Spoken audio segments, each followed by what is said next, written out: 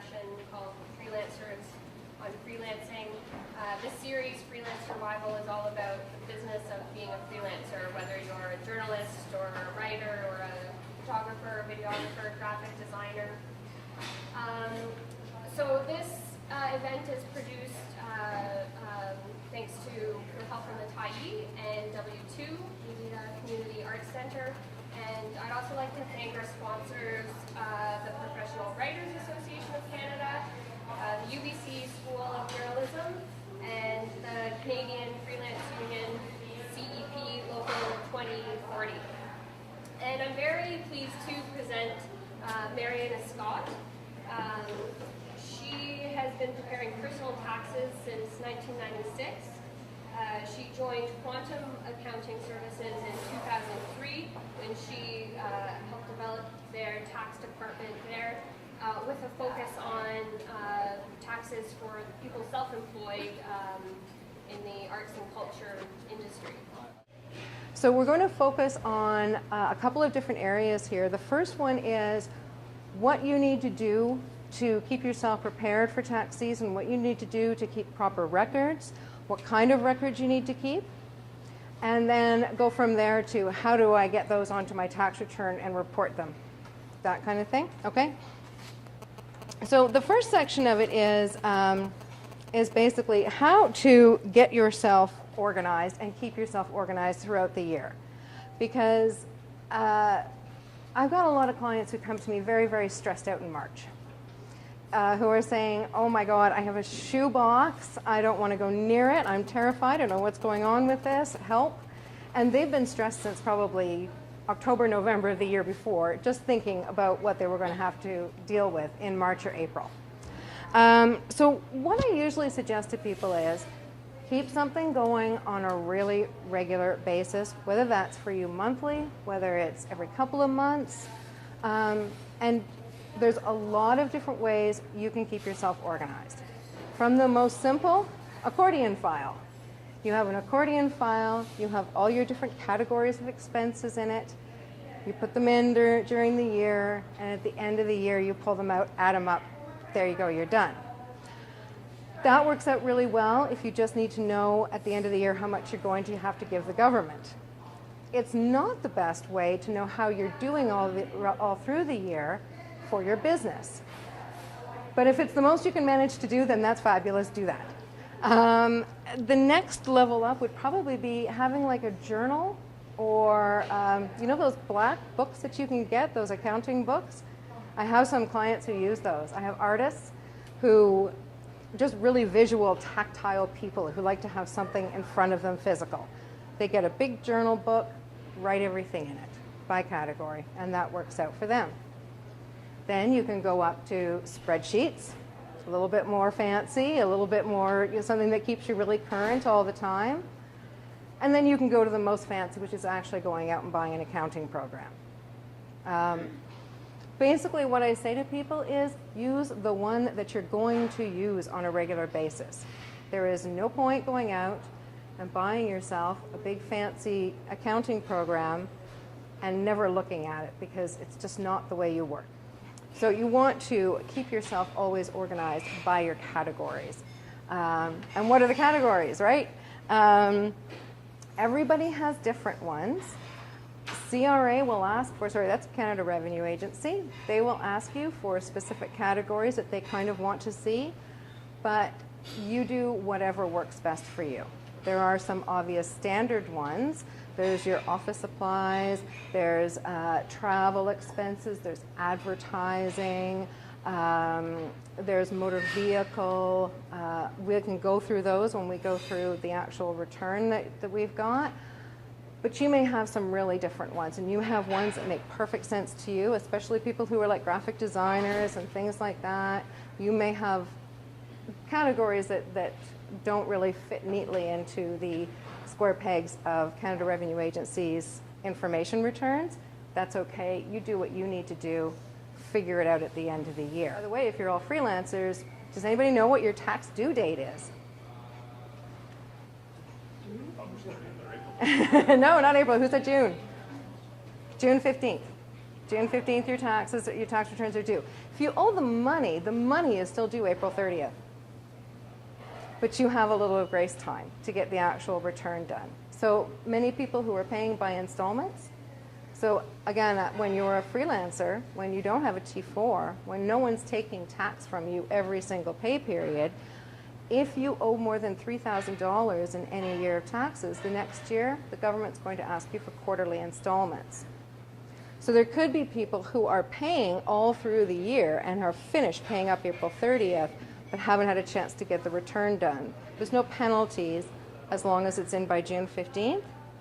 And the nice thing is too, is your spouse also has that same rule, whether they're a freelancer or not.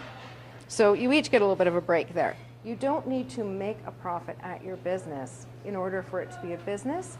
You just have to have the expectation that you will, and you have to make an attempt to make a profit at it. So instead of just looking at here's how much you made and here are your expenses and here's a net income or loss, what they're going to look at is what did you do to get yourself out there? What did you do to market yourself? Is your business are you getting more and more business? Is your work becoming more valuable? They'll look at things like that. So important things to keep in mind, especially when you are starting out, is if you are an artist or a writer, do you have an agent? That's a really good sign that it's a business and not just a hobby. Do you enter competitions? Do you enter shows? Are you part of an association, some kind of group, whether it be like a writer's guild or something like that? Keep track of all the promotional things that you do for yourself. And not only the things that you spent money on, but also things like, I have artists who are invited into shows. They don't pay anything. There's no money in there. They're just invited to show. So I'll say keep the poster, keep the ad, keep the flyer, keep something in there that has your name on it that says that you're involved in this as somebody who's either showing their work, trying to sell their work, whichever it might be. The other thing you want to be able to do is hopefully be able to show that in year one, when you first started out, you were making, a piece of yours might sell for X amount, and in year 5, it's selling for 5 times that amount. That means that you obviously got a viable business going. What I wanted to do was go through some of the very specific items that come up with income taxes that are a little bit different, especially for self-employed artists. So the first thing I wanted to talk about was business use of home. I assume that probably most people who are just starting out at least don't really have a space other than home from which they're working, studio or anything like that. So if you're working from home, you are allowed to claim a percentage of your home expenses on your personal tax return. And you can work it out a couple of different ways. You can either just put the number of rooms and, okay, it's 1 room out of 4, or it's 1 room out of 5, so it's 20% or 25% of the home. You can actually go around and measure all the rooms and do it by square footage if you want to do it that way. And if the room is mixed use, which happens with a lot of us these days, you've got a room that's also the guest room, that's also a bit of storage, that's also, your little office there with your desk in there, you kind of have to take into account that as well. Bring it down a little bit if it's also the guest room. So if you're working from home, and if you decided that that's the main place that you do your business, what can you claim? If you're renting, obviously your rent expense, your home insurance, your utilities,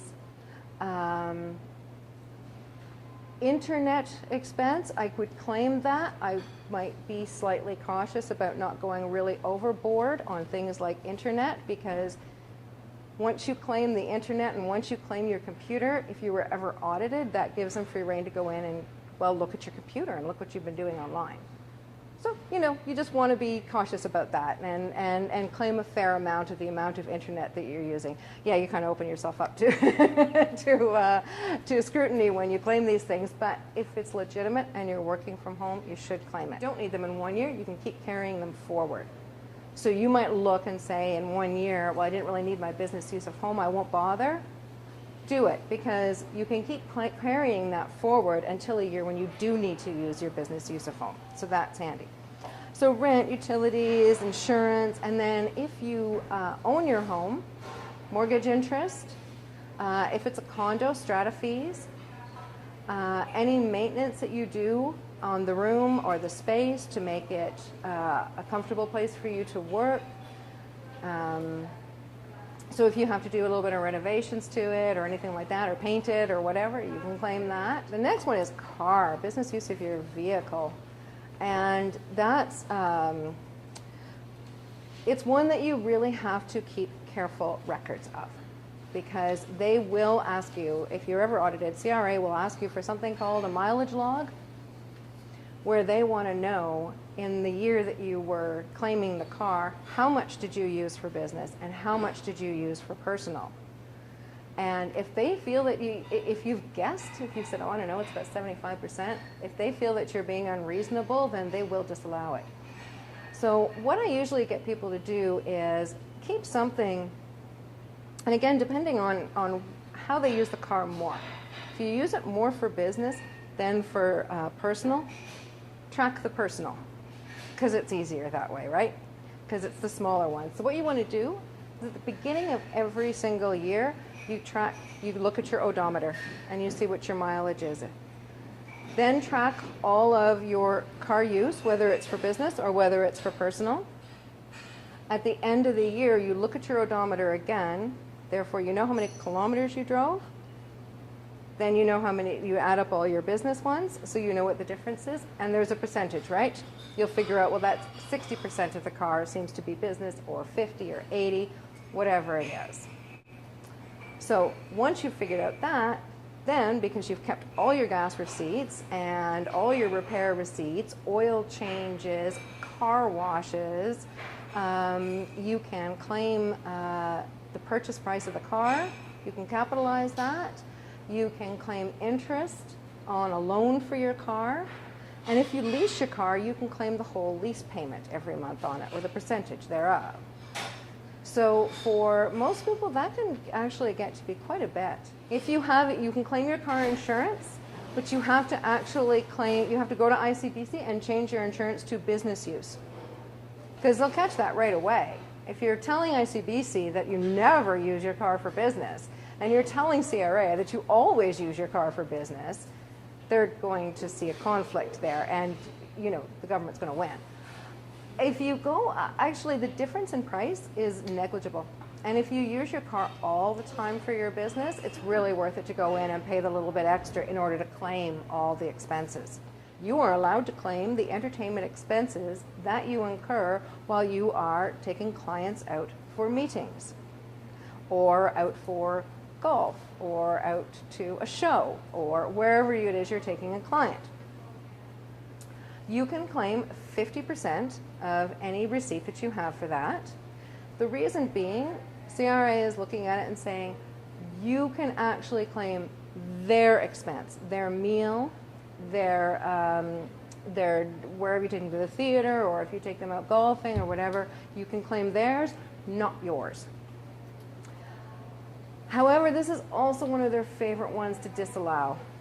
I have had so many clients get just nailed by this one in the past, because it's very, very challenging to prove why you went and had dinner with somebody. So the first thing to do is, when you're going out and you've decided that this is definitely a business meeting, make sure that it is somehow related to getting business or keeping business. That's really a big key. Most people look at it like, I went out with a bunch of my colleagues, we had some dinner, we had some drinks, and for a few minutes in there we talked about our work, so I get to write that off. That's not the way it works, and it's not networking either. It's not even getting together to discuss future opportunities with other people in your milieu. What you're looking for really is, it's a potential client or it's a current client, and you're entertaining them for very specific reasons.